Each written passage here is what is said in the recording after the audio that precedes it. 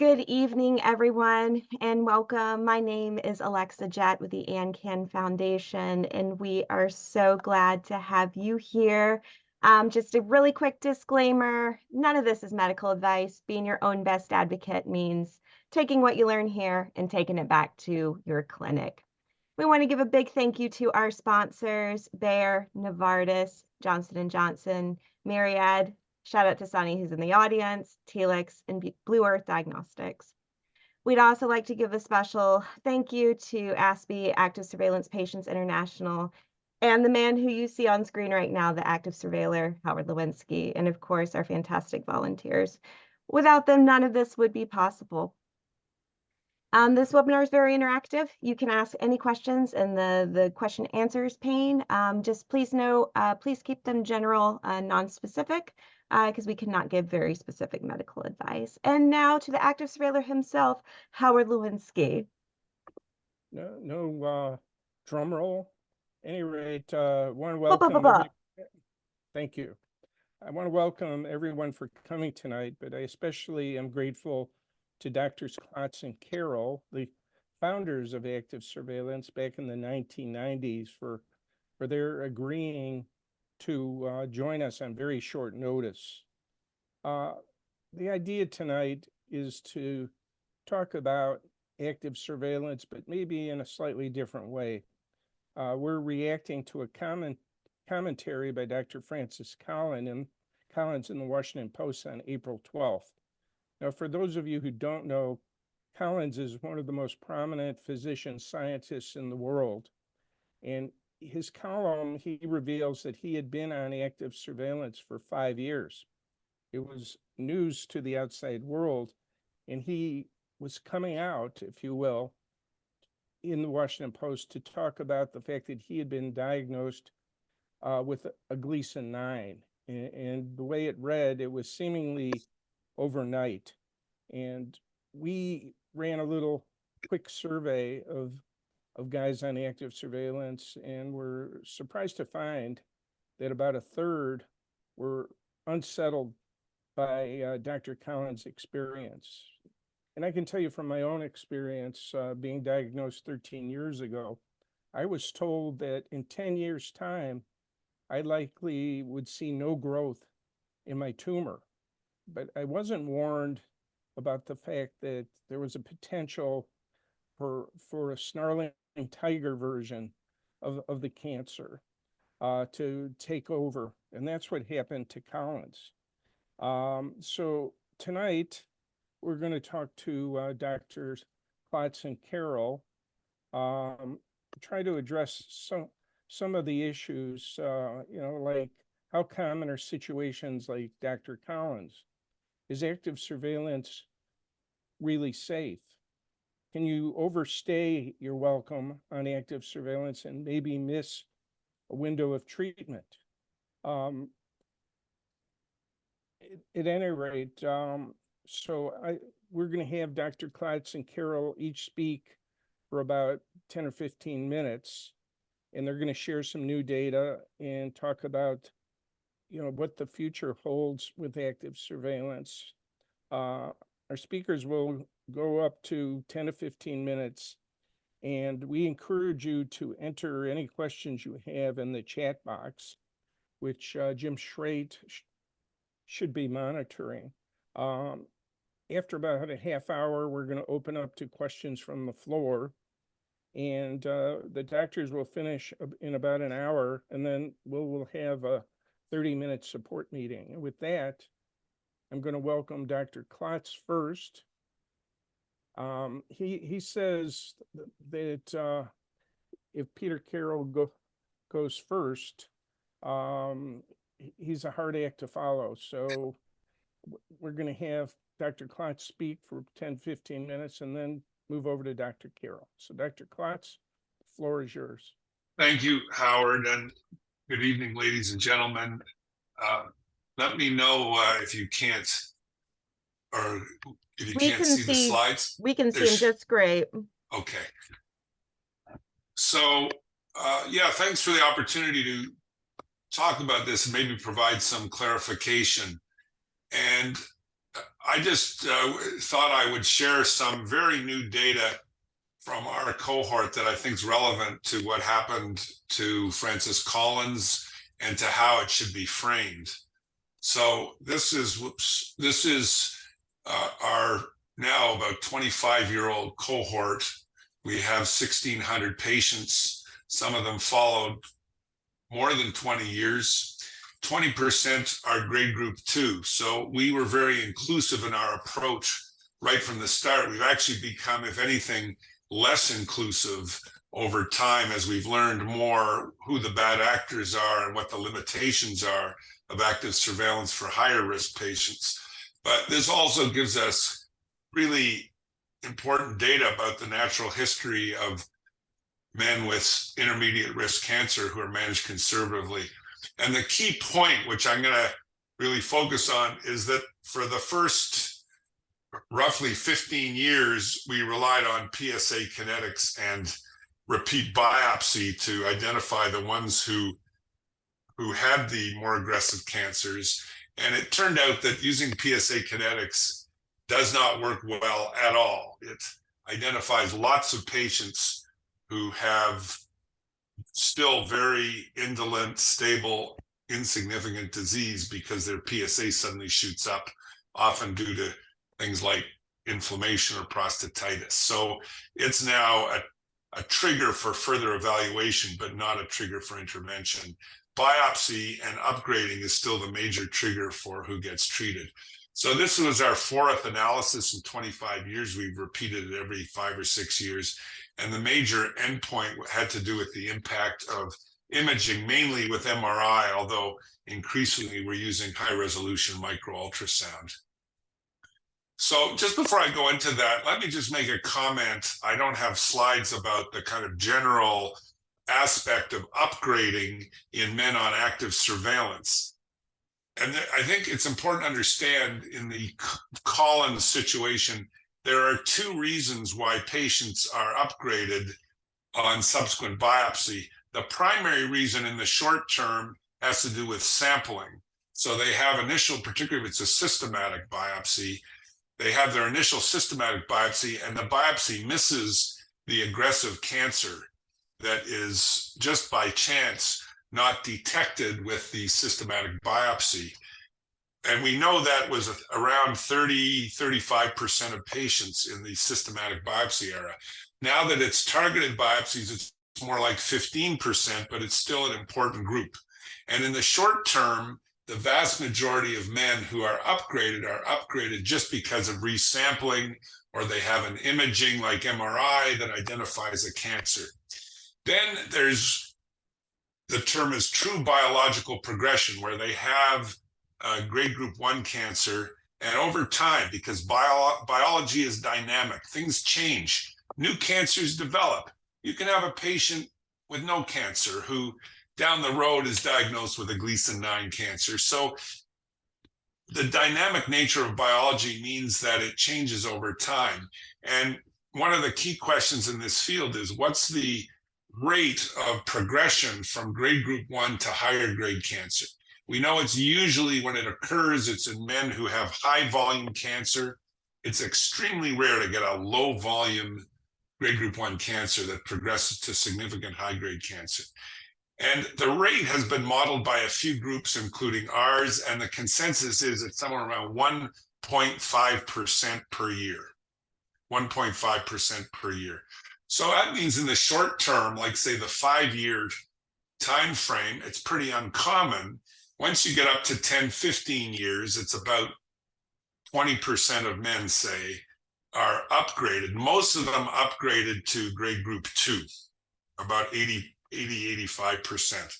So the proportion who have true upgrading over time, as Francis Collins did, from grade group 1 to grade group 9, is really very, very small, in the range of 1% or less. We know these people occur.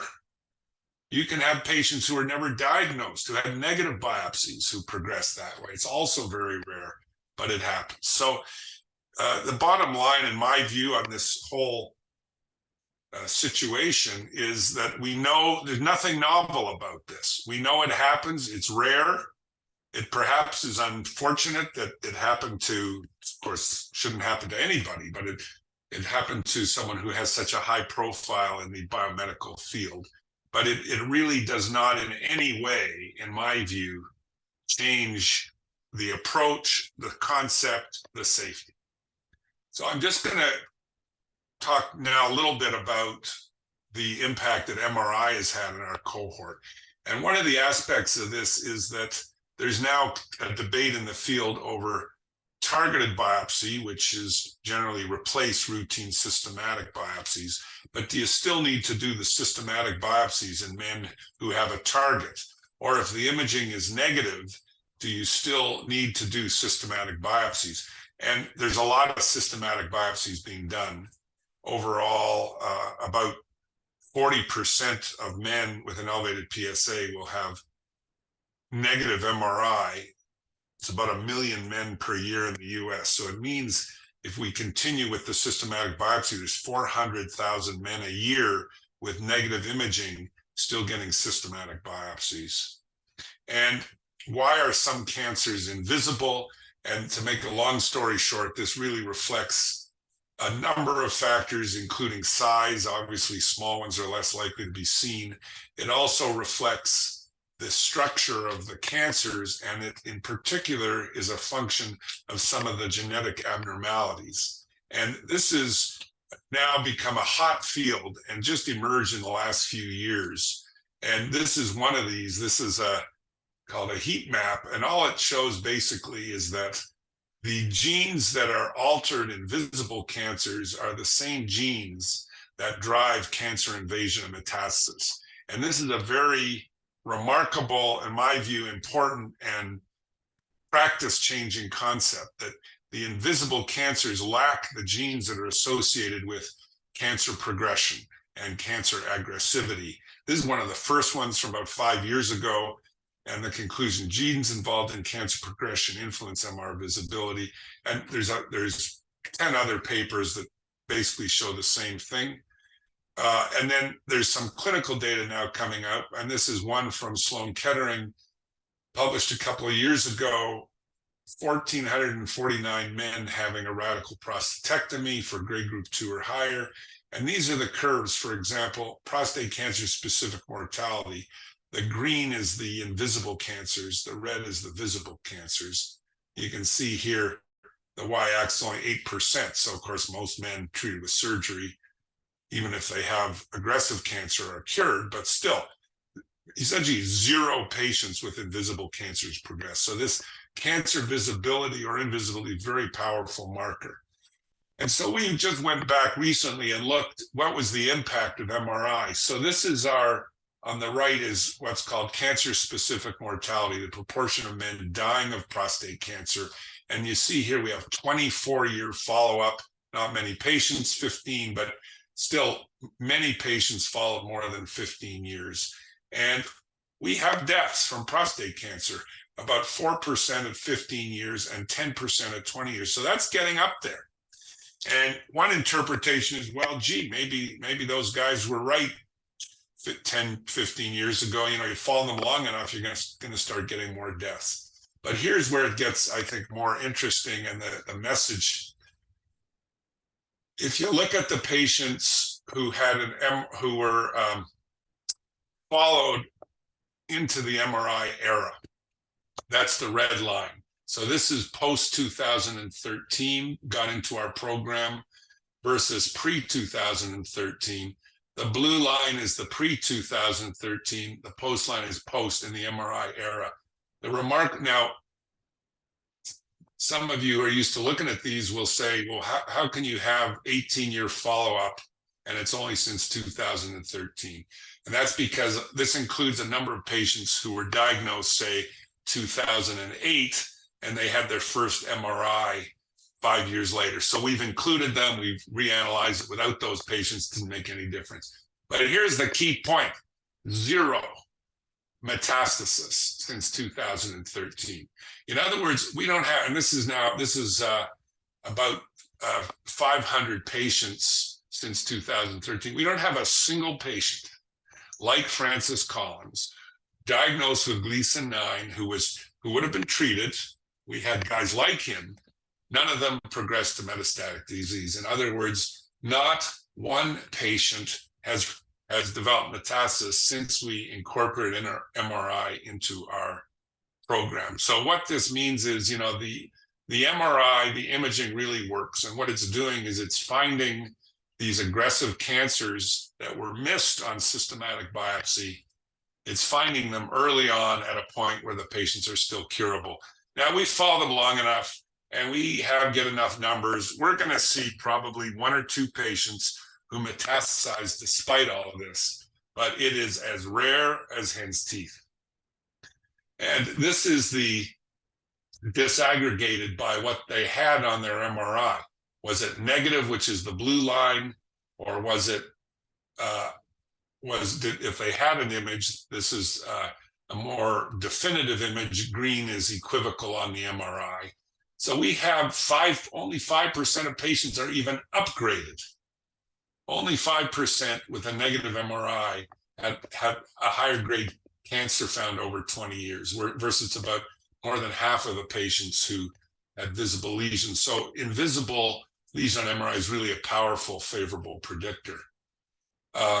So basically, those were my comments, that incorporating MRI into surveillance, in our experience, has dramatically reduced. It was already low, crept up over time, the mortality that is, but it dropped. It's been 0 since we brought in MRI. The patients in particular who have negative MRI,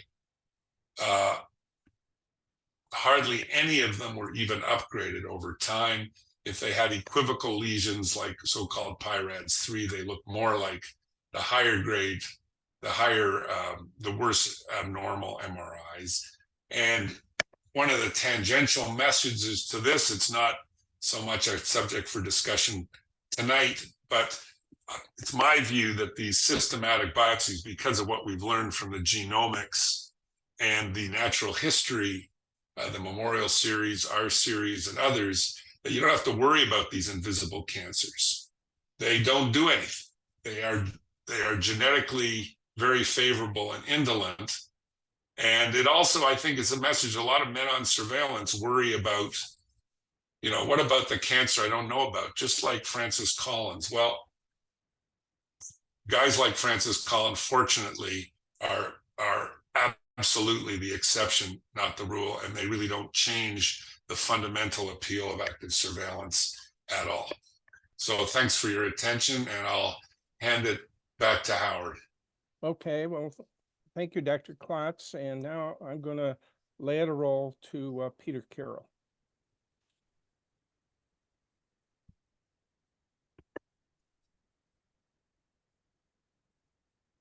Peter, we need your sound.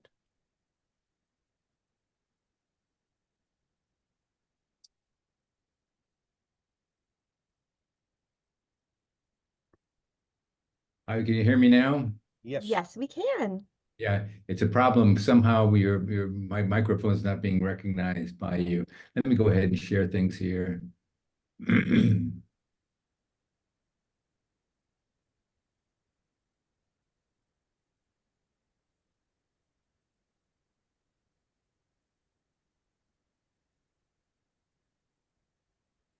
Hopefully you can see that. Can you see my screen? Yes, we can. Okay. We can. So I just want to point out that I'm, like Laurie, a very busy surgeon over the years, and I'm still a busy surgeon, but this just shows the evolution at UCSF from the 90s to 2000 for the people that I treat. About 44% of the people that I'm treating are undergoing surveillance arrest surgery. And over time, what I'm showing you is a risk profile. Over time, we've actually become more inclusive, not less inclusive. So early on, we were strictly Gleason 3-3. Over time, about 1/3 of our patients are in the intermediate risk category, defined by a variety of means. This is the population at UCSF. It's about 2,500 patients, followed for about 7 years, median 7 years. we incorporate MRI in very early. I just want to point out to people that if you have an elevated PSA, a negative MRI and a favorable PSA density, we frequently don't even biopsy those patients because the negative predictive value goes from about 84% to well into the 90s. Most of the patients are low risk, but as I mentioned over time, about very similar to Dr. Klotz's, about 20% are higher risk patients. I'm just showing you here just briefly what we call the upgrade-free survival. The curve on the right is upgrade-free survival. Actually, the colors are reversed a little bit. The upper pattern is grade group 1, grade group 2 is the lower pattern. So what I tell patients is if you're on surveillance, about 30% of patients will be upgraded by 5 years, about 50% by 10 years. Now, the important thing to realize there is most of these upgrades or changes in volume are rather subtle. The major upgrade-free survival rate is much better. So if you see grade group 1 here, about 10 years, we'll see about 18% of patients have more of a higher grade. Now, of these, again, so this is a number of the total number of patients. This is a smaller number, but about 1/3 of these upgrades that occur out there are grade group 4 or 5. T3A about 12%, T3B, that's actually 1%. So again, Dr. Carroll, I'm so sorry to interrupt. Could you put it on presentation mode? Your slides are just a little small. it is on presentation mode. Oh, well, we're seeing it from your end. Yeah, so I don't know why, I get this around the world, so I'm not quite sure Maybe why. if you click the use slideshow, that might show it bigger. That's what I did. Okay, so how's Oh, that? yay, we got it. Perfect, Yeah, thanks. yeah. It's not my first time doing this, so I'm not quite sure why it's not I working. know. You're But good. I Thanks, want Dr. to Carroll. point out here that in fact at 10 years you can see these more major upgrades, but this is a very small number, the entire cohort. So it can happen over time. Now, just as a quick reminder here, these are all the things that we've looked at over time that are predictors of upgrade. Age is a predictor. So younger patients have a lower rate of upgrading compared to older patients. PSA density, very easy to calculate, PSA divided by the gland volume. And all of our studies shows a predictive, a higher PSA density predicts. We've actually looked at genomics, whether it's Decipher, Prolaris, or Oncotype. PIRADS predicts. So as Laurie pointed out, PIRADS 3 through 5 or 4, PIRADS 4 over 5 predicts for progression, either at the time of diagnosis or if a change in MRI occurs over time. Higher volume grade group 1. Grade group 1 disease is generally a low volume tumor, but higher volume grade group 1 disease predicts for upgrading over time. If you've had a negative biopsy, favorable over time. So these are all the things that can predict. If you look at active treatment-free survival over time, it actually shows that about half the men by 10 years will be treated and half will not. Metastasis-free survival is actually excellent. So the metastasis-free survival by 5 years was 100% and 98% by 10 years. And someone mentioned surgery. I happen to think that surgery is a very good and perhaps a preferable treatment options for men with high-risk disease. We've looked at this over the years in a large cohort. There may be survival advantage with surgery compared to radiation. But if you look at the characteristics of surgery, and I have about 700 patients who have been on surveillance from various sites have come to me for surgery. If you look overall, about 8% of the men who've been upgraded, gone on to surgery, have grade group 4 or 5. T4 disease, less than 1%. And recurrence-free survival after delayed prostatectomy is actually quite good. Again, metastases-free survival, excellent over time, 87% for grade group 4 disease. Now, Howard asked me, I think in one of your meetings, someone asked the question is, well, if you've been on surveillance for 5 years and you have not progressed, what's the likelihood over time? Howard, we will be presenting this very shortly next week. And this is the data from UCSF. So Howard polled a lot of people on what to do. Should you stop? Should you get PSAs? And there was a lot of lot of the responses were quite variable. And so here are the numbers for patients who've been on surveillance for 5 years, no progression. What are the upgrade-free survival, major upgrade-free survival, metastasis-free survival over time? And these are the numbers. So if you look at 15 years, upgrade-free survival is these patients, you can get upgraded over time. But the major upgrade-free survival is about 61%. So about 39% of patients who have not progressed by 5 years, if you follow up for the next 10 years, may show a substantial grade progression. Active treatment-free survival actually better because many of these upgrades are actually small in volume. So about 27% of people will get a major upgrade. Metastases-free survival at 15 years is 98%. Overall survival, 95%. Some men die of other diseases. Prostate cancer-specific survival is close to 100%. We have lost one patient. So if you've been on surveillance for 5 years and you haven't progressed and you've been followed very carefully, the likelihood is you'll do well over time. One thing we did notice on this, interestingly enough, is that older age is a predictor for major upgrade.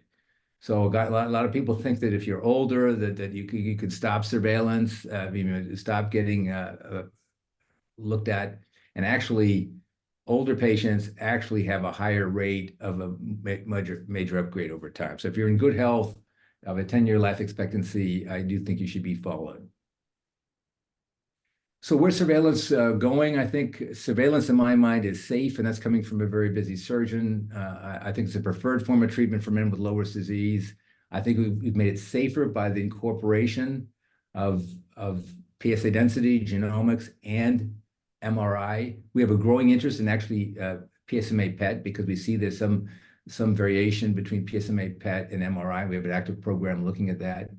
So I think if you have a patient with grade group 1 disease, it's a high volume 3-4, unfavorable genomics, PIRADS 5, cribriform histology, histologic findings.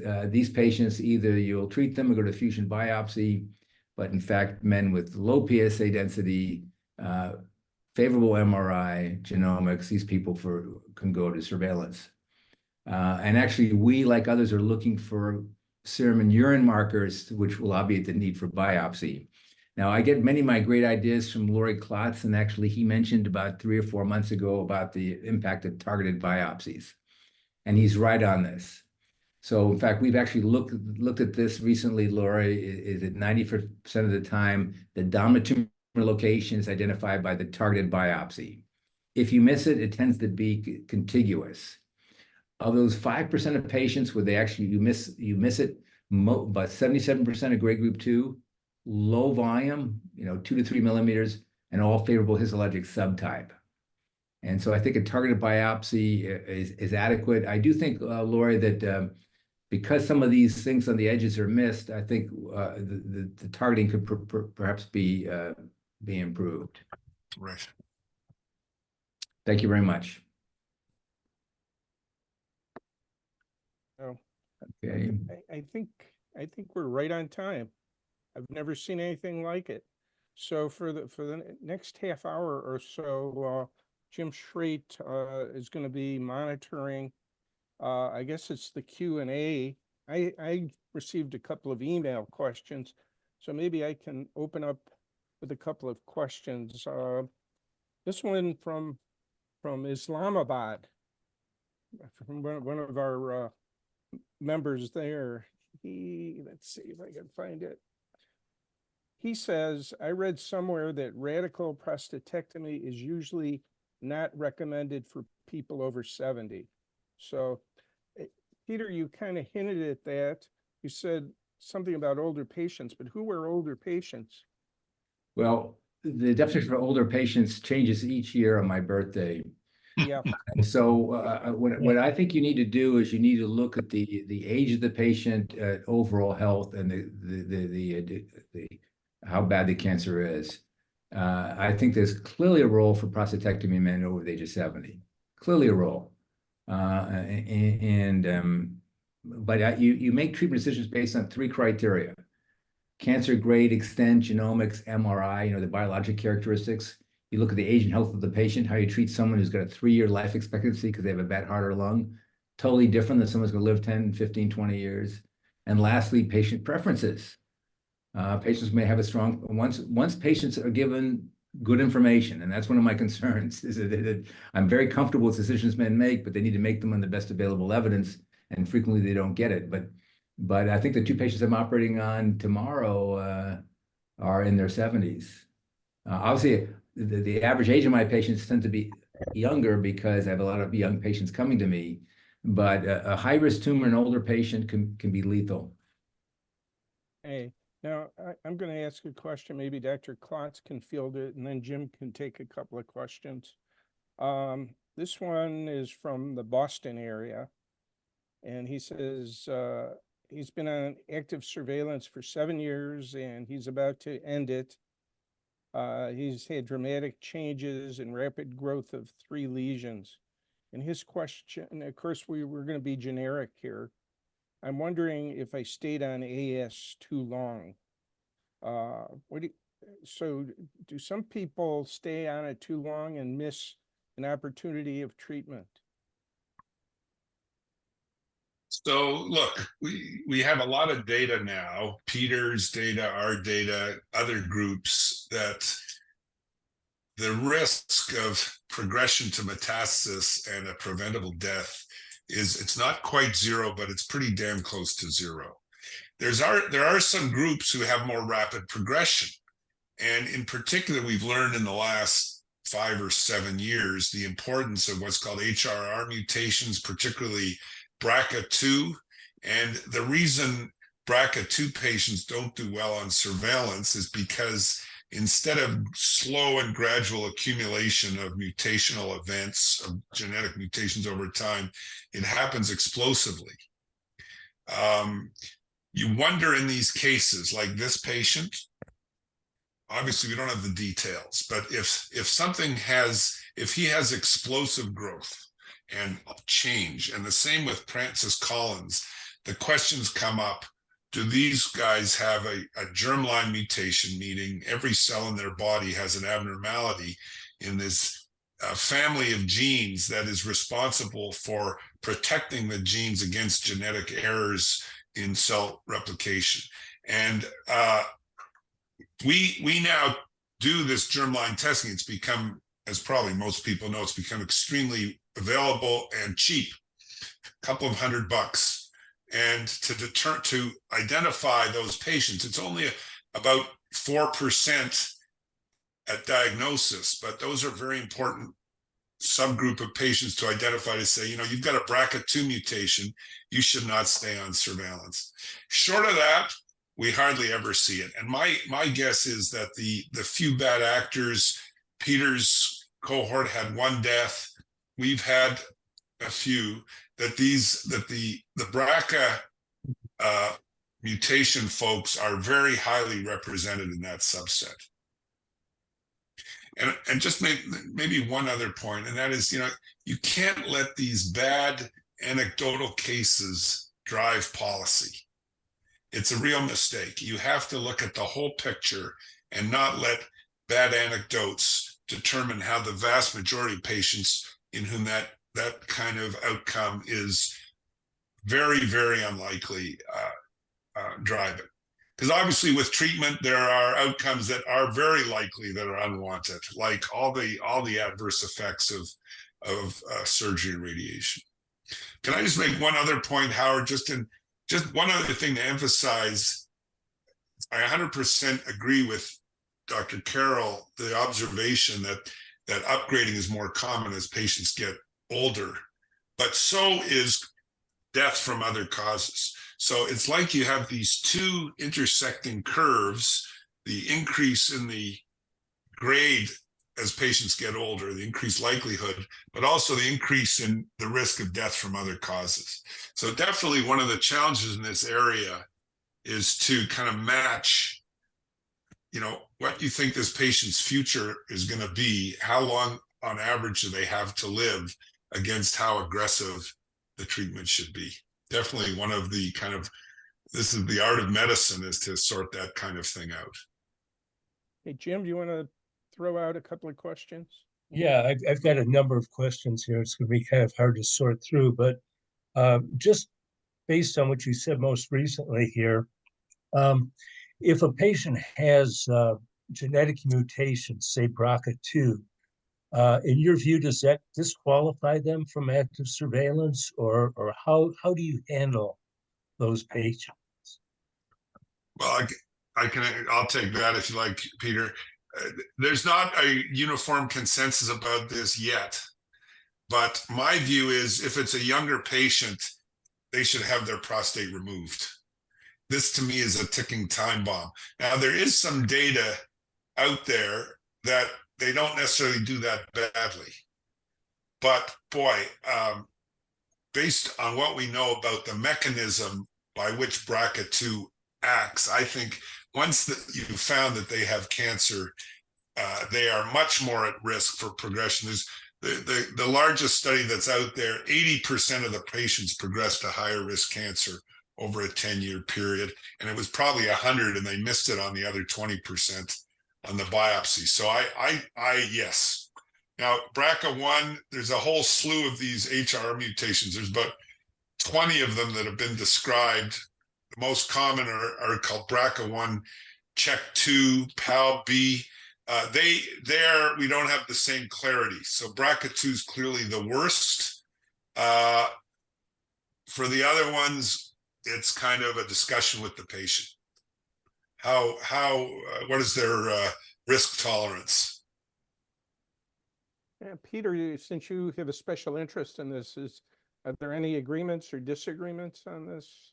I would generally agree. I think the BRCA2 mutation is clearly a risk factor. I don't always operate on them right away, however. It's a discussion we have. They clearly need careful evaluation. I'm still seeing a large number of patients, those with mutations and those without it, who are getting incompletely evaluated, not getting MRIs. But I have a few patients who really don't want to be treated, and we watch them very carefully. So they undergo a rigid surveillance regimen, different than patients who are lower risk. Mm-hmm. Yeah, Jim? Okay, this goes a little bit beyond active surveillance, but I think it's a good question. It goes, one of the problems with long-term studies is advances in both localizing lesions and advances in treatment during the course of long-term studies. Does the PROTECT study need to be expanded to include an arm with focal therapy?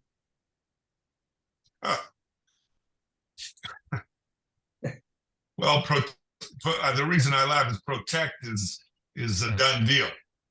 So there hasn't been a patient accrued to PROTECT in probably close to 10 years. And PROTECT obviously is a very important study, but it also in some ways is a misleading study. The patients on active surveillance weren't really followed closely and comprehensively. It was pre-MRI, et cetera. So you're raising the issue of focal therapy, which, yes, I mean, we need better prospective studies of focal therapy. They're not easy to carry out. We're actually doing one of TULSA, which is one of the new forms of focal therapy against radical prostatectomy. It's actually against all expectations. It's accruing quite well. And I think others are doing, are either doing or launching similar type of things, but not through PROTECT.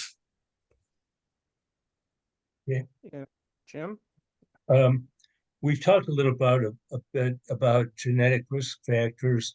Are there other molecular factors or molecular tests and that sort of thing that can be used, and what's coming down the road with that?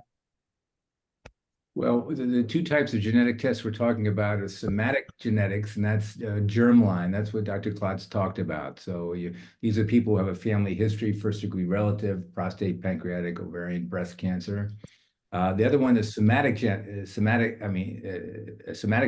is when you do the genetics of the tumor itself. That tends to have value in men with higher grade tumors. So if you look at the low volume Gleason 1, those patients tend to have favorable genomics. But we've done a lot of work on it. It is a predictor. I think the issue is how much of a predictor and the cost. I'd like to weigh in with a question here. This is from Denver. But I'll put a little bit of a spin on it. It seems like every couple of months we hear about some new urine test or blood test. The story is like 50% or so of biopsies can be avoided. The most recent one was the one out of Ann Arbor. My prostate score 2. Yeah. But we've heard similar stories from Stockholm, I think 3, and what is it, ISO PSA, so there's so many of these things.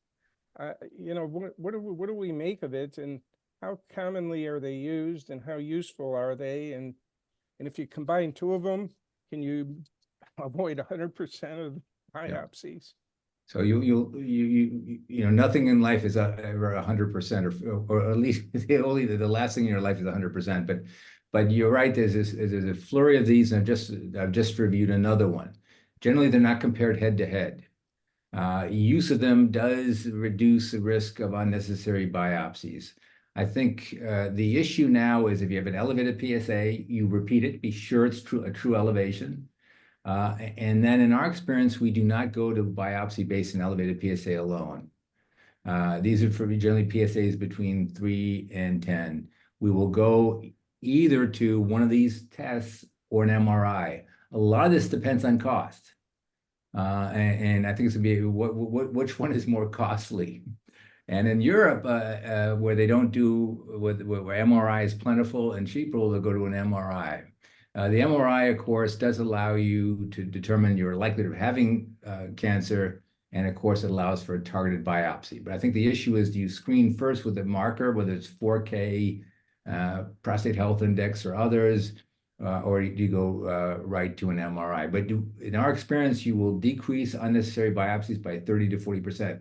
You take 1,000 U.S. men, about 250 will have an elevated PSA. If you biopsy those patients, half will not have cancer. They didn't need the biopsy. Of those who have cancer, about 40% have low-grade disease. So there's a strong rationale for avoiding unnecessary biopsies. And you can do it by markers, you can do it by imaging. In terms of these tests, you mentioned, I think, higher Gleason scores for these. What about, why aren't these used for active surveillance? Well, in our experience at Canary, they didn't work very well. We didn't test every one of them, but those that we did were not helpful.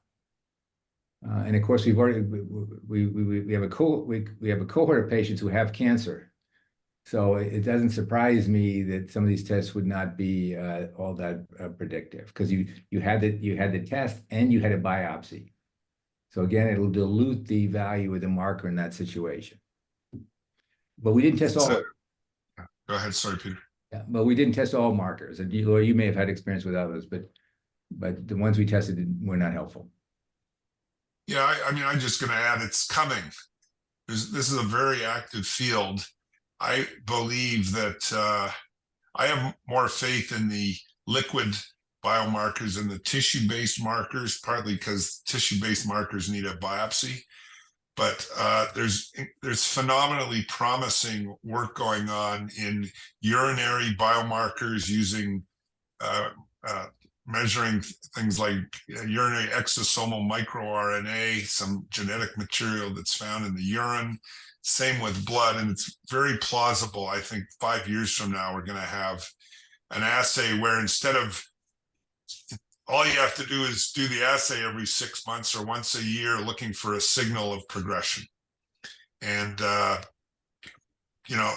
out there. They need to be validated. They're just not ready for prime time yet. Yeah, this area is exploding currently. I was on the FDA panel that reviewed the cell-free DNA tests, which have a bigger impact than not prostate, but the rare lethal tumors. But this is exploding currently. Yeah, I agree. Jim, why don't you throw a couple out? Okay, we had a series of questions on imaging, and I think the first one was what's the best imaging to use for evaluation of biopsy? Is there a role for PET scans? Is it micro-ultrasound, or is it MRI? At the moment, it's MRI. Okay. I'm a big fan of micro-ultrasound. There's a trial going on comparing micro-ultrasound to MRI. Well, that trial will probably report out in a couple of years. I think if micro-ultrasound is as good as MRI, it will be a real competitor because it's cheaper, it doesn't involve contrast administration, potentially more widely available in a lot of places in the world where there's just not enough MRI. And PSMA PET, my opinion, be curious to hear what Peter says, the jury's still out.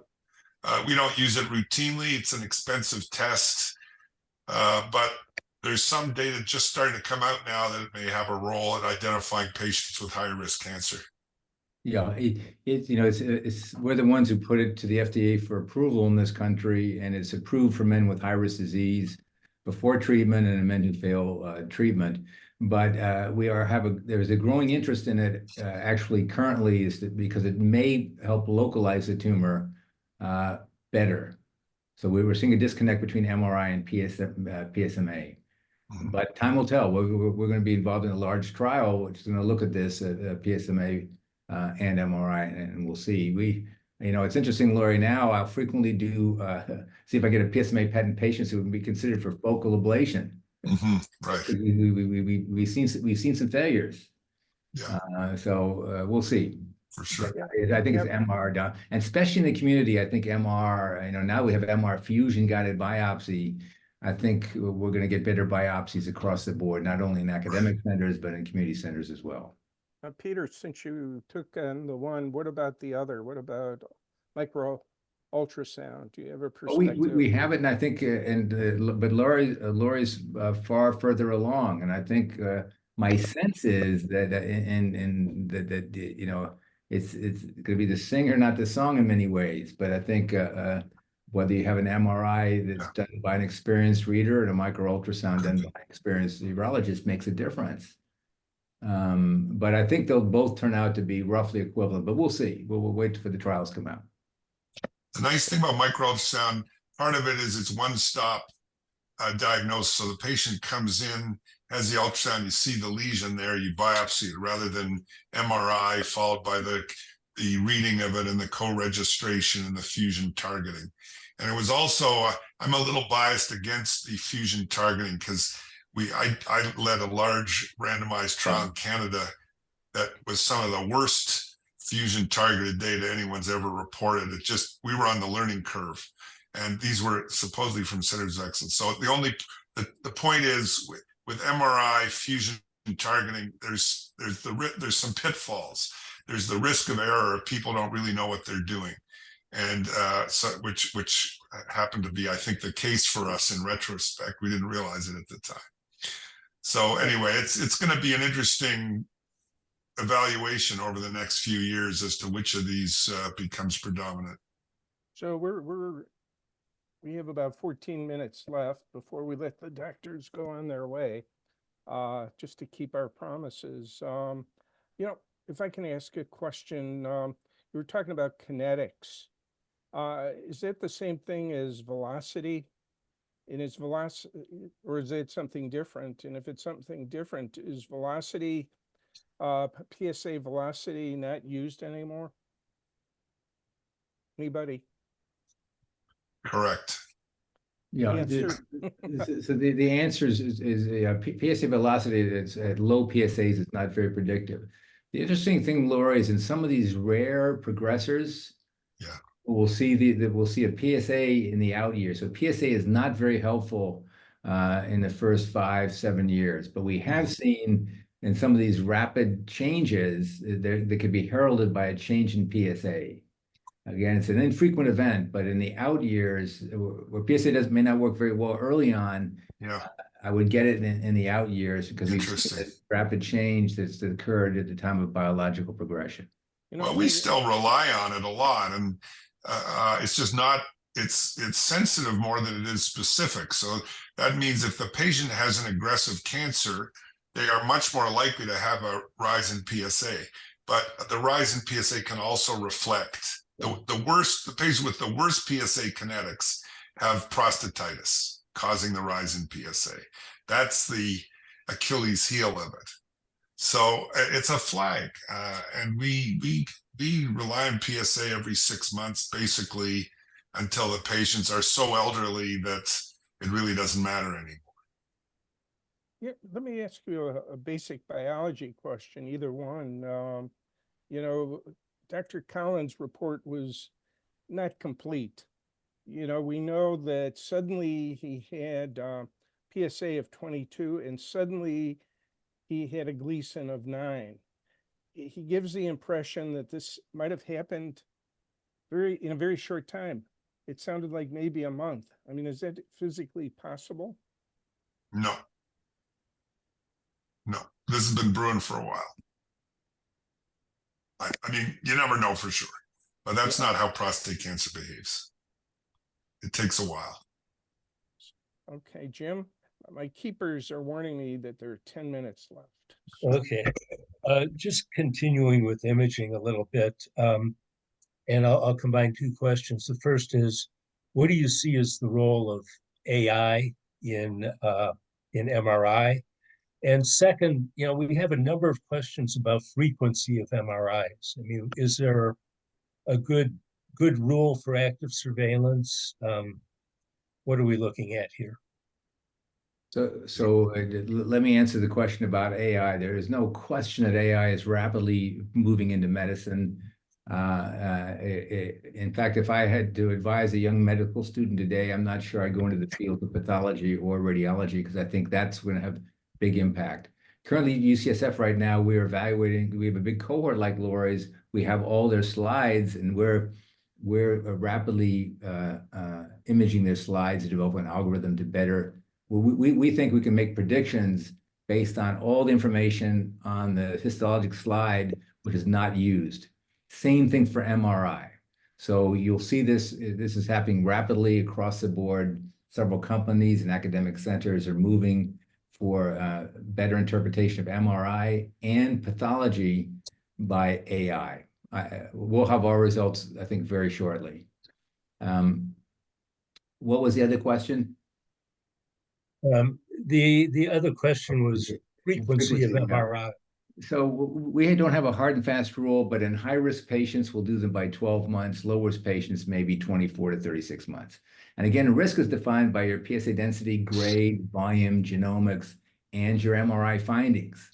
So if you have a PIRADS 5 high PSA density, despite a Gleason 3.3, that's a patient we'll image within 12 months. Gleason 3.3 low volume, MRI, PIRADS 3, PSA density 0.1. That patient probably doesn't need to be imaged for 2 years.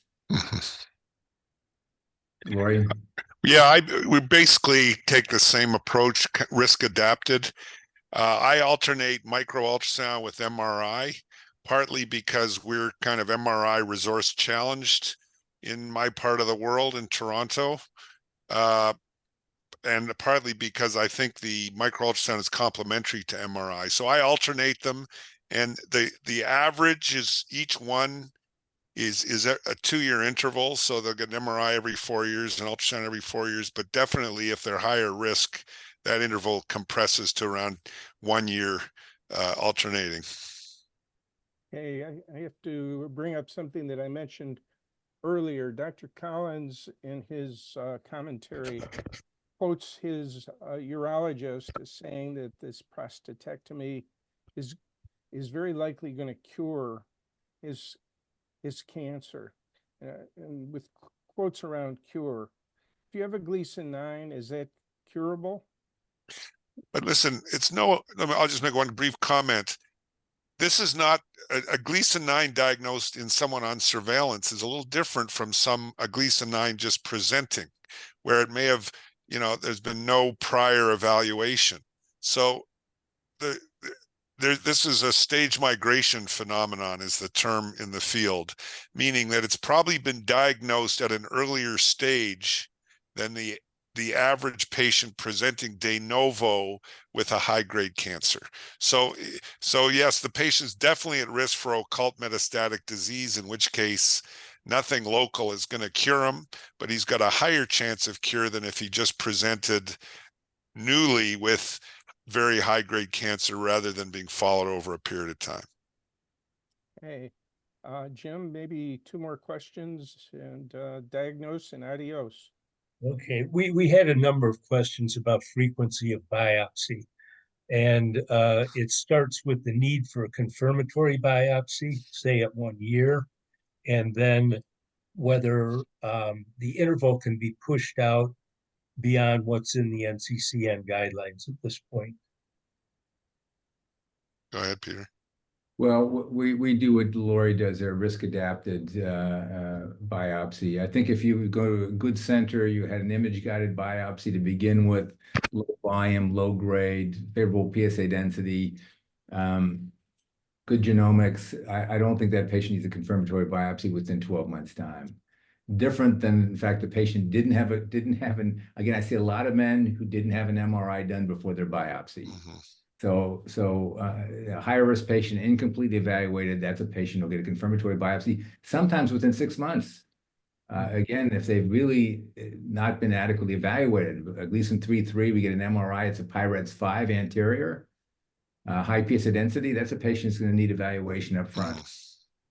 Yeah, one of the unanswered questions at the moment is, what's the significance of having a very bad-looking lesion on MRI based on the radiogenomic data I was talking about in my presentation, where we know that the genes that are involved in visibility are also the genes involved in aggressivity. So we're very quick to rebiopsy these PIRADS 5 lesions that are grade group 1 on biopsy. And in a lot of them, we think in a lot of them, it's a missed higher grade cancer. Even though it was a targeted biopsy, we didn't pick it up. And the others, I mean, these are the patients I worry about. What's the significance of having a very adverse looking image and you only find grade group 1? Does it mean those grade group 1 cancers harbor these worst genetic alterations? And I don't think we know the answer to that right now.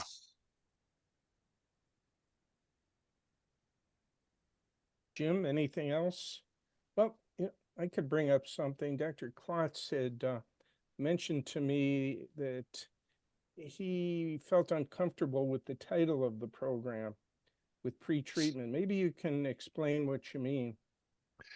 Well, I think one of the ways active surveillance was dismissed early on is people said, well, it's just delayed treatment. You're just delaying the inevitable. And that is not the concept at all. The concept is you're finding something that is not a real disease, that is a so-called either autopsy cancer, clinically insignificant. And yes, there are patients who over time develop something or found to have something more and need to be treated. But the idea that somehow this is just a management strategy prior to the inevitable treatment, to me, is not correct at all. And we know that from the data. I mean, and I just want to add one more thing. The data that both Peter and I showed is partly historic. Like once you have 15-year follow-up, you're looking at patients who were diagnosed before the MRI and biomarker era. And what they're reflecting is that kind of earlier era. So going forward, the proportion of patients who are going to be treated on surveillance over time is going to fall, because we're so much better at selecting them and identifying the bad actors early. So I think pre-treatment is an inappropriate term, which is what I said to you basically. Yeah, well, what do you say, Jim? Should we let him go with our gratitude? Well, I hate to. There's a lot of unanswered questions here, a lot of very good ones. Well, maybe they'll agree to come back, but we'll give them more notice. Well, thank you very much. It was a pleasure. Yeah. That would be great. That would be great. A lot to cover. Too much for one evening. Well, thanks for giving us part of this evening, and both of you have a good trip to the Urological Association. And we're adding in our support crew now to clean up after the doctors. So. All right. Okay. Thanks. Good night, everybody. Thanks. Thank you. Good night, and thank you. Bye-bye. So Hugh, do you want to take it from here? Oh gosh. Fabulous, Howard. I mean, those two guys are so incredible, and the way that they speak is so clear. You just want to be able to have everybody wish they had those guys as their doctor. So, do you want to just proceed like a regular support meeting, but we're going to quit at a half hour? And it is being recorded, which our meetings usually are not. So just so people are aware. But Hugh? So just logistically, what are the rest of the attendees are now attendees here? We just don't see them? Okay. Yeah. Well, and Alexa can probably add their beautiful faces. Well, kind of, because this is a webinar and we can't change it to a meeting. I thought that we could kind of just debrief because there's so much going on. Obviously, this is a hot topic. It's been in the news and we just heard a lot of information. I thought we could kind of just talk amongst ourselves. I'm actually, fun fact, I'm a moderator too of the active surveillance prostate group myself. I thought we could kind of just talk about what we heard about, and also to the audience, if you have a non-medical related question you might want to bring to the moderators about our perspective or something like that, feel free to post it in the questions panel right there. But I thought we could kind of just talk amongst ourselves. Coffee talk, I don't know if you know classic SNL, talk amongst yourselves, that sort of thing.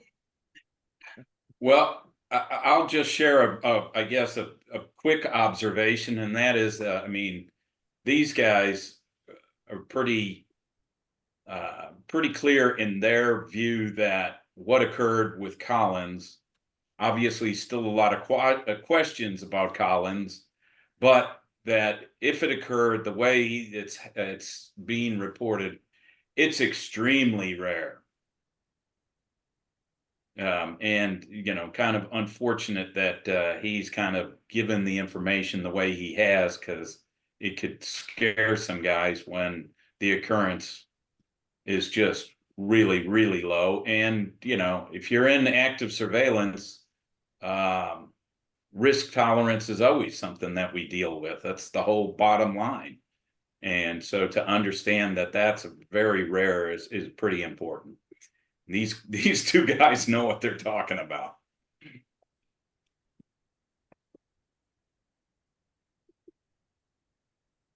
So how about one of the Garys? One of the Garys, you have anything to say on tonight? Well, I have a question for one of the Garys, the Gary with the 3+4. And I just wonder how you've been affected by this news. I'll put my video on. I just wonder how you've been affected by this news with this Collins thing, and whether this session was any help to you, if it increased your anxiety. Because there's a lot of guys, I just want to say, I'm asking you because there's a lot of guys out there in your situation, and that's why we're asking. No, I was grateful to have these experts on the call, and it alleviated my concerns. But personally, my anxiety was not that high. I mean, I do what I have to do. I go in regularly. And a lot of my anxiety calmed the first and second meeting I had here, because I realized that, okay, we've got this, and it's something I'm used to. It's a similar format to recovery, where you can ask questions after. You can go on the side and ask a question. Sometimes I forget and I ask everybody the question when I'm trying to ask one person. But it makes a big difference to have a group of sometimes people have education in certain areas, and I can get questions asked. And then I'm a much better consumer when I go to up to Memorial Sloan Kettering and ask my doctor what I need. So I went through some stages when reading the article, and Howard and I responded. Apparently not well enough. It's not published, but We responded and kind of called him out for not we're not finishing up the article and saying, like, I am an outlier. This is not at all normal, and you shouldn't be overly anxious about this. It could have been a really good article, and they should have rewritten it. I mean, that like, listen, all this stuff's online. They could have recalled it, rewritten it, and made a responsible article out of it, retracted it. But today was reinforced what I already know. And I'm going to shut my door because my boss is barking at me. I don't know if you can hear that. Well, the South Dakota governor is far away, so should be safe. Yeah. How about the Gary with the improper spelling? Do you want to comment?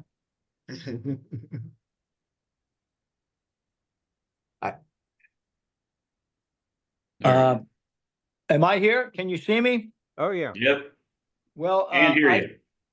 I did not do well because I upgraded my iOS iPad. Instead of setting it for later, I went to get on the iPad, and I've been on the phone since it started, but I was here for the whole thing. My take, as you said, these guys know what they're talking about.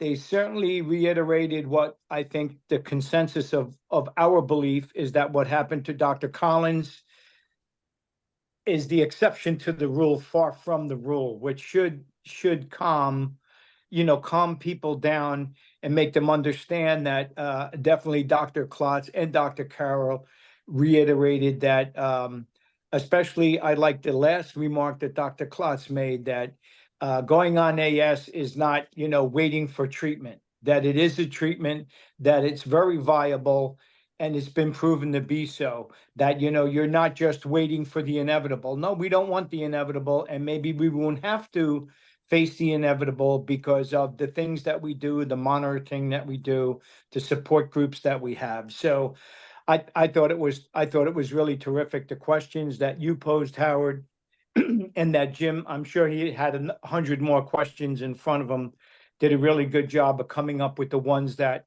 we hear all the time. How often should I go for a biopsy? Confirmatory biopsies, the microsound, hello. You know what I'm talking about, the micro ultrasound issue. They hit a lot of good stuff, stuff that we hear in our meetings. So that's enough from Gary with 2 R's, and I liked Alexa's comment about it sounded like a business name, Gary and Gary. Yeah. I just want to, there's still almost 150 people on. I think we topped out around 215, 220. And I just want to apologize to anybody who submitted a question, and there were quite a few that had personal information in it and asked us to ask that question. We cannot ask personal questions in these webinars. So if you have a question, if it is a personal question, don't give us all your facts and all your data. Just ask the question what you want to know, and that's always the case.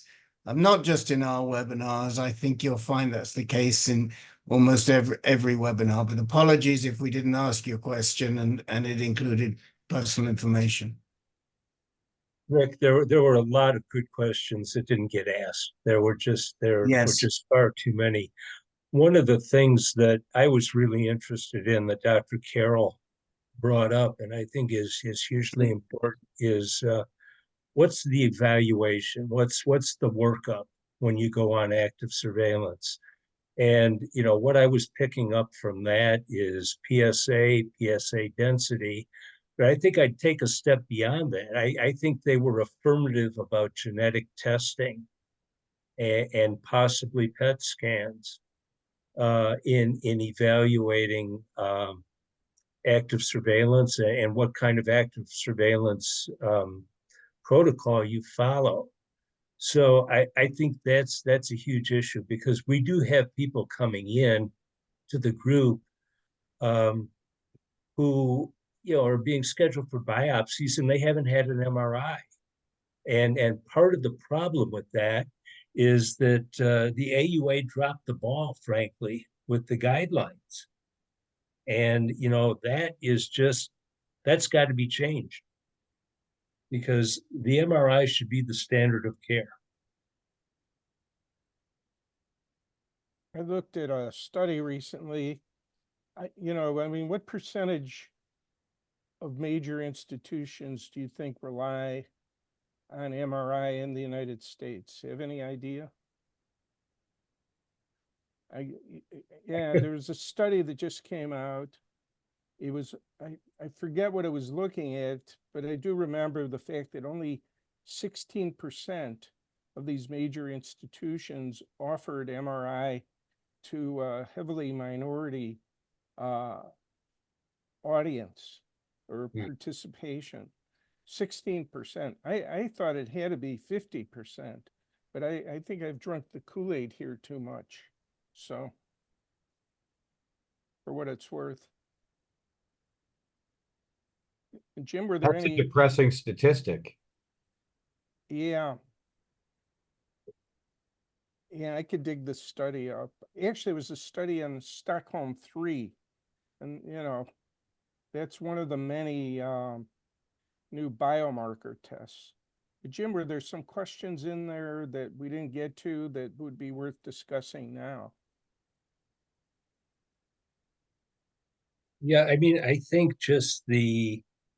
there were a lot of questions on just the active surveillance protocol and how that's established and what it should be.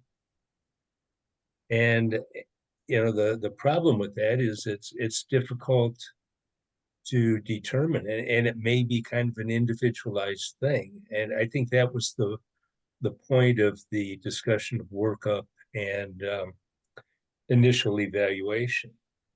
Yeah, well, some places insist on a digital rectal exam, other places don't. Some places rely on MRI and others don't. So, there may be guidelines, but guidelines don't mean that anybody has to follow them. They're not the law.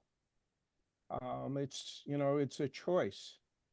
And in fact, I did a story a year or so ago, and it was done, and it's showing that urologists had the worst track record for following guidelines of any specialty, something like that. What a surprise. Well, based on experience, right? Yeah. Yeah, if somebody has a question, they could put it into the Q&A, like Q said. We got about 15 minutes left. Also, Howard, I created a poll. Oh, good. Yes. I would like to ask our audience, we're going to ask, were you anxious on active surveillance before this webinar?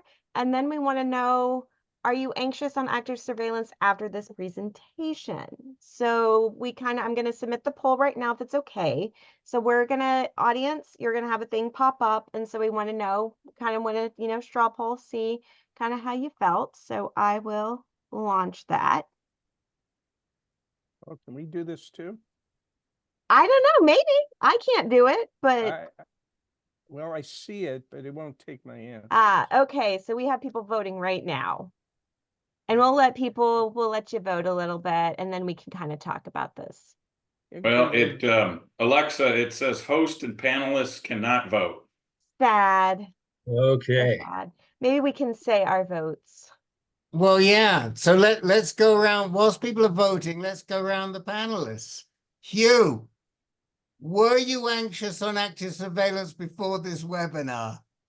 No. Okay. And please don't say yes then to the second question.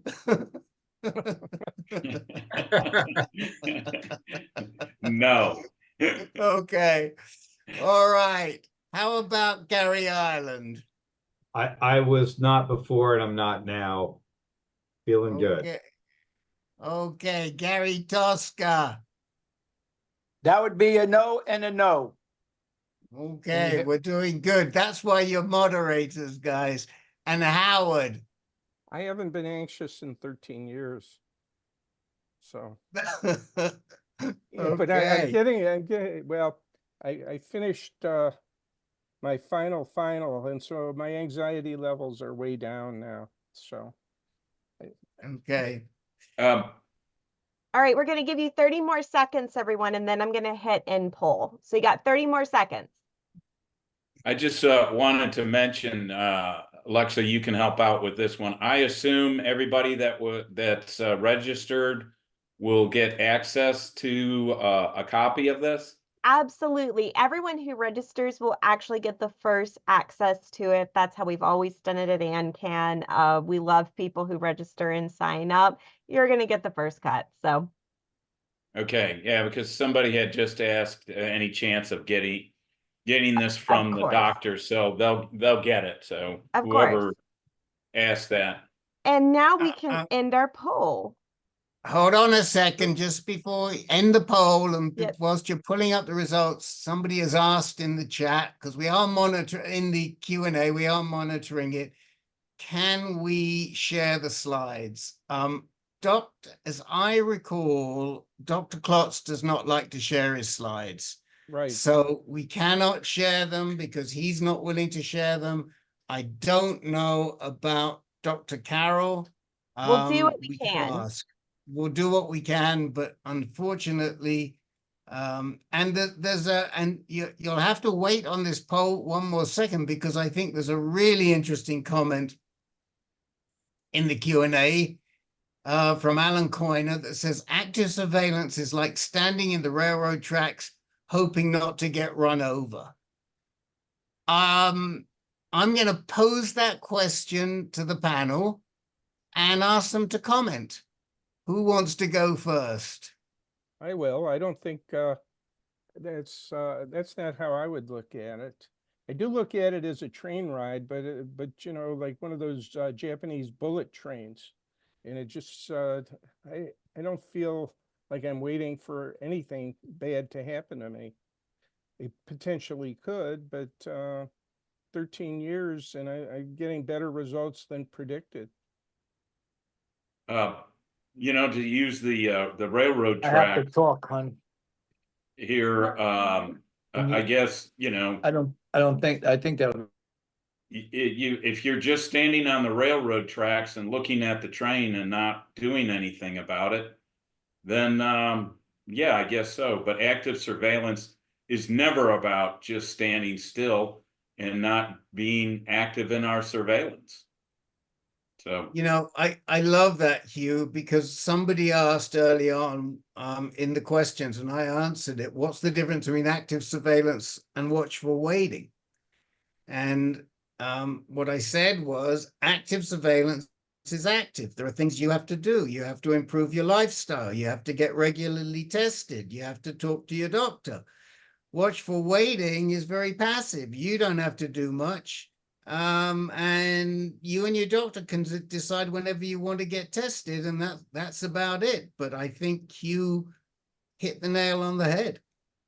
well, Rick, I think that we in active surveillance also sometimes forget that one of the major reasons why you're on active surveillance is the side effects on the other side. And as somebody who spends a lot of time as a moderator in active surveillance, and it's all about that, but we don't spend a lot of time, of course, talking about treatments, but that's the other alternative is look, you can seek treatment and get away from, the potential. You could seek to reduce your risk, but the side effects of everything is so great. As I like to say, there's a lot of plumbing involved in our issue here. And I don't know, I'm not going to speak for all guys, but I happen to really like all of the plumbing that I have, and that it works right. And unfortunately, when we move into some treatments, that plumbing gets screwed up, or the potential for it gets screwed up. Yeah. And so, life with good plumbing is pretty good. So if anybody wants to find out about treatment, we encourage them to come to our low intermediate group, because we speak about treatment all the time in the low intermediate group, of which Jim Schrate is one of the moderators. Shout out to Jim Schrate.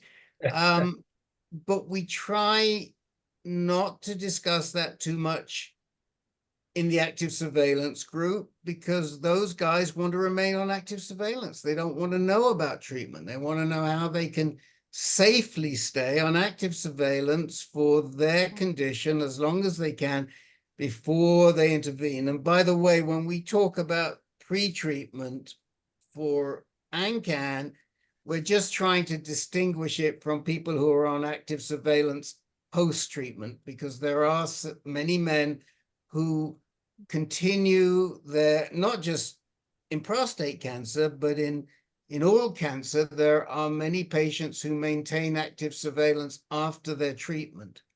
But that's not what this group is about. There's Alexa, oh, go ahead, Gary. And I'm then sorry, I didn't mean to Alexa. interrupt you, but there's another issue that I think is so important with active surveillance. We can be proactive in our diet. I was up at 4:48 this morning, got to the gym at 6. You know, these are things that I probably wouldn't be doing. Of course, my dog I'm taking her out in a couple of minutes and she'll take me over to the bodega, and maybe I won't make wise choices. But you know, I've definitely gotten better. Yes, I definitely I'm better educated, and you know, I may not always follow it, but you know, I'm down 20 some pounds. I'm you know, all of these things are because, or at least in part because, I have a better knowledge of, you know, what this all means. So we can be relentlessly in active surveillance. You know, to follow up on something Rick was saying about watchful waiting, what they say is wrong with it is there's too much waiting and not enough watching. So that's one of the differences. Plus, watchful waiting was started, it was aimed at older men, kind of pushing them out on the ice floe, Eskimo style, and just letting them go. And they had so many deaths as a result of that in some European countries that that the treatment, well, it fell out of favor. And eventually they caught up with active surveillance in some of those countries, and now they're sort of leading the way, like in Sweden and United Kingdom. So, for what it's worth. Let's hear the poll results. Absolutely. Drum Here we roll, go. please. Okay. Were you anxious on active surveillance before this webinar? Yes was 13%, no was 49%, and a little was 39%. Interesting.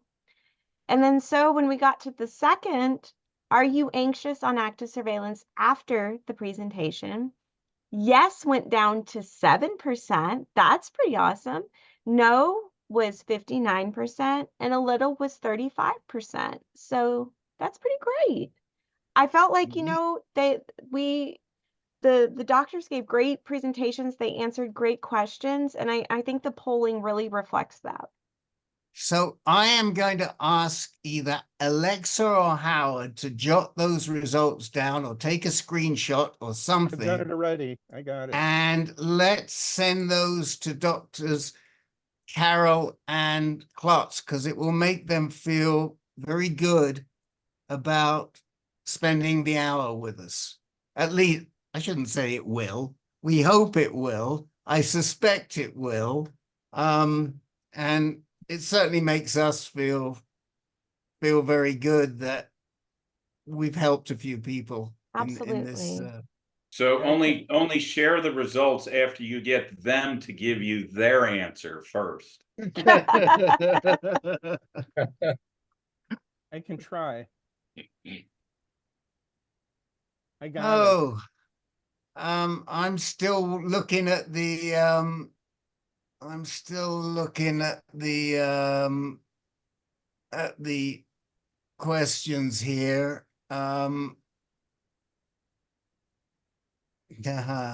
So whoever is asking about what I should do next with discussion with my doctor, please come into our weekly active surveillance group, because that is exactly what we discuss and we pull apart.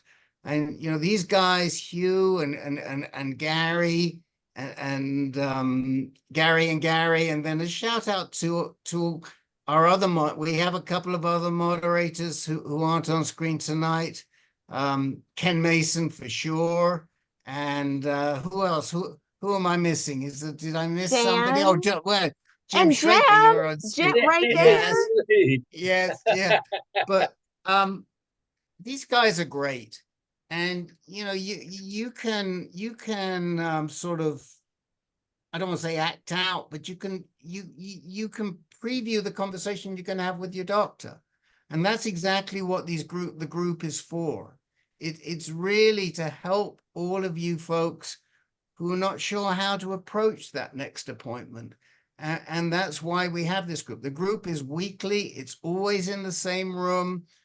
It's always at the same time. It's the first 4 Wednesdays of every month at 8 o'clock Eastern in the AnCan Barniscus room. And you don't have to wait long, Rick. It's on this Wednesday, this coming Wednesday. That's right. This coming Wednesday, just stop on by, and the guys are only too happy to help you. And if we can, we want to reduce that anxiety. Absolutely. We recognize, I mean, I think I say that prostate cancer treatment, once you've got diagnosed with prostate cancer, nobody gets off scot-free. It all depends how serious your disease is as to how close to scot-free you get off. But for some period of time, there are going to be some guys on active surveillance who we have a slight amount of anxiety and are concerned and follow up. Maybe even Howard for the first year or what have you, even if it went away after that. But we want to take that anxiety away. We want to do as best as we can to minimize it. Mr. Councillor Schrate, we haven't heard much from you. Anything you want to say on that? Probably not. I think, you know, come to the group.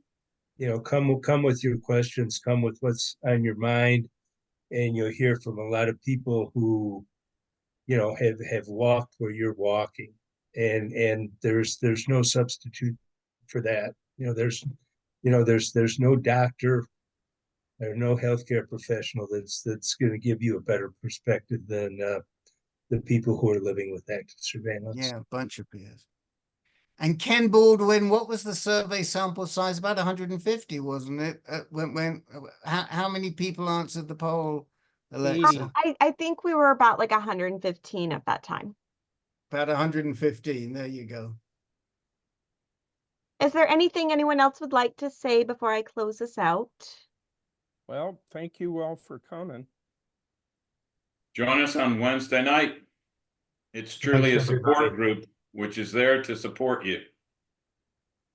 That's right. Great for everybody to have come, and my personal thanks to Howard for making this happen so quickly. God bless him. I mean, it was huge shout out, Howard. Thank you so much. And to Alexa for also making it happen, because we couldn't have done it without her tonight. And to the moderators, and of course to the doctors who I will be writing to myself tomorrow. But great job, everybody. And then I have a couple of closing words for everyone. Hi, this has been such an interesting time at AnCan. This was our very first webinar on Zoom, but also this has just been a very interesting time period. We put this webinar together on very short notice. As it's been discussed, this has been in response to what you've been hearing about in the news. And one of the things, if you're new to AnCan, is that everyone that you interact with is a peer. And it was not lost on me that when I was working on this very webinar, I was actually at a clinic with my own appointment for active surveillance in my own life. And that gave me a lot of perspective, and it made me once again realize how important it is, the work that we do here, and how important this webinar was. So one of the things that I wanted to leave you with and how important it is that, number one, you don't have to do this alone. We have guys you just saw. It's so important that you come to our groups and know that you don't have to deal with this alone. We're here to help you carry the weight of that. And I want to share this in the context of what we're talking about in the news. And it's this quote by Fred Rogers. When I was a boy and I see scary things in the news, my mother would say to me, look for the helpers. You will always find the people who are helping. I understand that this event in the news, for so many men on active surveillance, has brought a lot of anxiety, a lot of fear, and a lot of challenges. But I want you to know, with the doctors and providers that you have seen on this very call tonight in the webinar, with the incredible moderators, the peer moderators who are dealing with the very same thing that you are, with the incredible volunteers that we have here at AnCan, there are so many helpers that you can look to. I want you to know that. I want you to know from my heart as an active surveillance patient myself, it may not be for prostate cancer, it's for a breast mass that I have, that we're in this together, and that let's look for the helpers together, and that we are here for you at AnCan. Thank you so much.